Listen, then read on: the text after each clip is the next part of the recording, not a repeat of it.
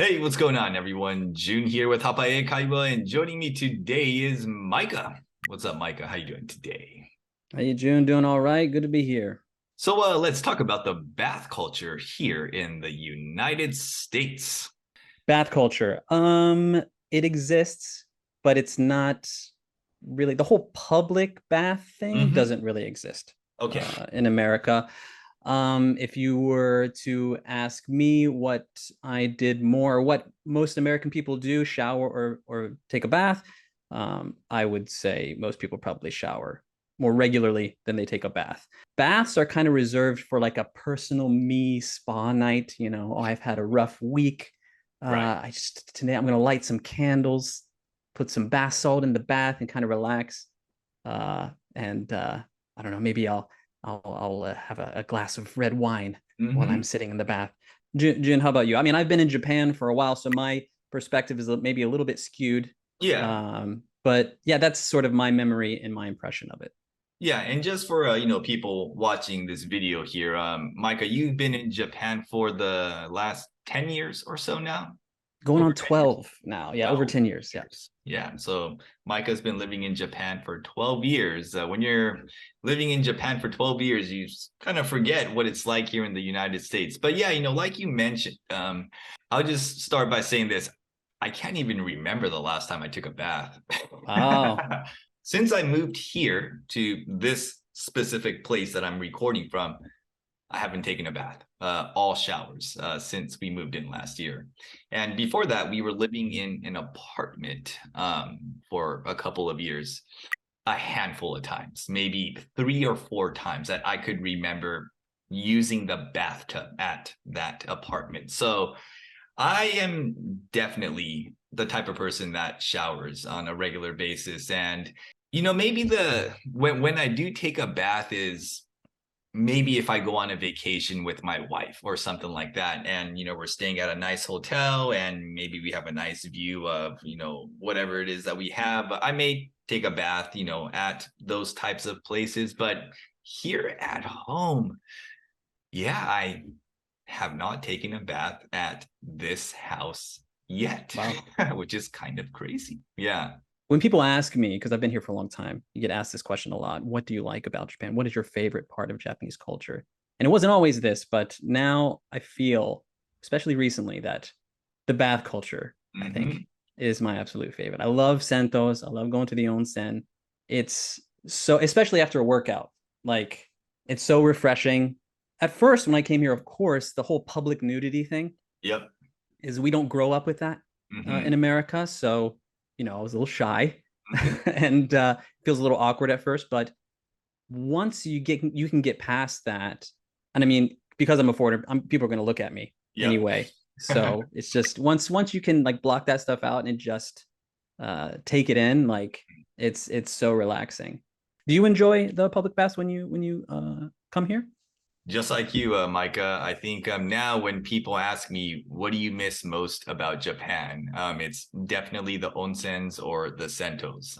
Or if there is one place that I would visit right away when I go back to Japan, it's one of the onsens or the sentos. I remember I was 20 years old. I was an exchange student, and before I actually went and stayed at the dorms in the university, I had to stay at a separate all guys like apartment complex for a couple of months for like this intensive language course that I was taking. And they had showers, but once a week they had to close down the showers for cleaning purposes, and we only had the public bath for us to bathe.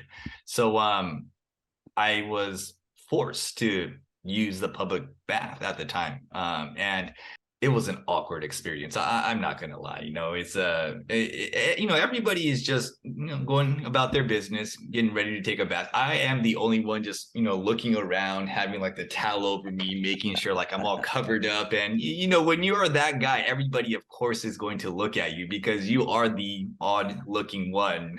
And I think people could tell that I was not comfortable with it. And add to that, I had a couple of friends who were also from the United States, and we just happened to be at the bath at the same time, which made the situation even more awkward because now you have two American people who have never been in a public bath together, and now we're both naked and we didn't know what to do.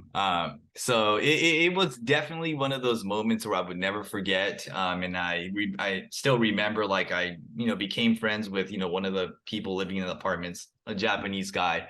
And we're at the bath, and for them to like just casually come up to you, just completely naked, and just have like a conversation about your day, I couldn't keep that conversation going. I was just super insecure about like, wait, I'm naked, keep your distance. I couldn't, I remember like not being able to hear anything they were saying because it was just too close for comfort for me. I just needed my space at the time. But the crazy thing is, you get used to it, you get accustomed to it. And it's just something that definitely grew on me. And now it's one of the things I miss most about living in Japan is the public bath.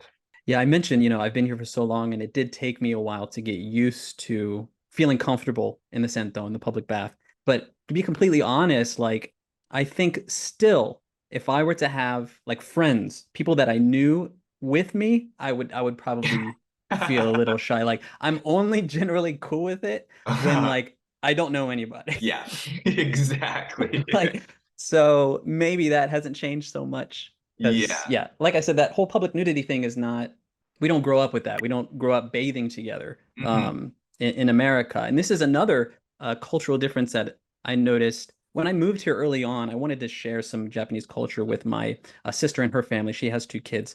And I was like, I'm going to send them Tonari no Totoro DVD because it's a very cute movie. I love it. One of my favorites. So I sent it to him. And then my sister's like, yeah, it was really good. But there was this scene where the 2 girls were in the bath with the dad, and I thought that was kind of weird. I was like, oh, interesting. Because Satsuki and Mei, like, there's that scene where they're playing in the bath or whatever. It's a very wholesome sort of like family scene. Right. But culturally speaking, that's, especially Satsuki's age, you wouldn't like be in a bath together. I think in America, we bathe our babies, we bathe our children. Right. But I guess it's not as common to like get in the bath with them.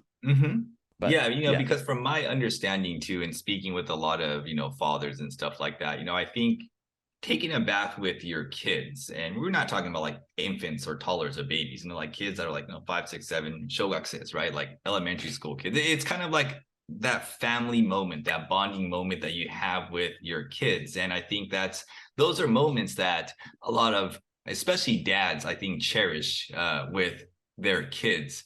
It's strange because, as an American person, if you don't know anything about the Japanese culture, it kind of raises eyebrows a little bit, right? You're like, hold on, what is going on here? Why is the dad and these elementary school kids taking a bath together? It's just a completely different culture there. And it's, funny that of all the scenes in Tonari no Totoro, that's the one that stood out to them most, that needed some explanation. Yeah. Sure. Let me just end it with this final question here. Now that you've had, 12 plus years of experience living in Japan, and now it seems like you're more comfortable, taking a bath over a shower. In your opinion, do you think that taking a bath is actually more relaxing? Like, do you personally like it better than taking a shower?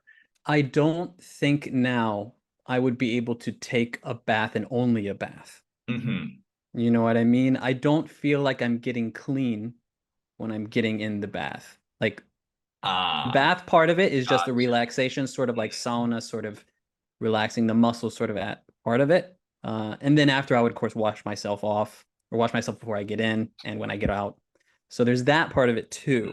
Whereas in America, if you take a bath, that's generally it. You're, as far as I remember, you get in the bath and you wash in the bath and you do everything in the bath and then you're done, and you don't shower off, do you, in America? And that is a very interesting point you bring up. Yeah, like in the United States, it's just the tub. So you generally wash your hair and do all the scrubbing inside that tub. And if you think about it, if you are dirty going into the bathtub and you're rinsing yourself off with this dirty water, then technically you're not clean after you take a bath.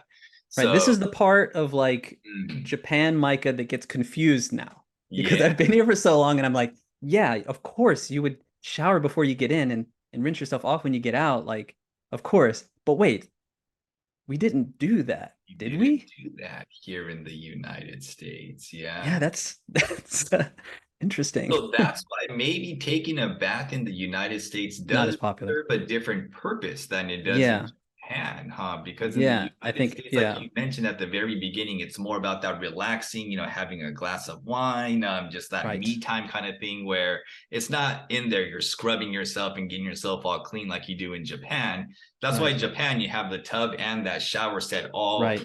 in the same area, so you could clean yourself and also relax at the same time. Right. Yeah. I think we solved the puzzle, Jim. There it is.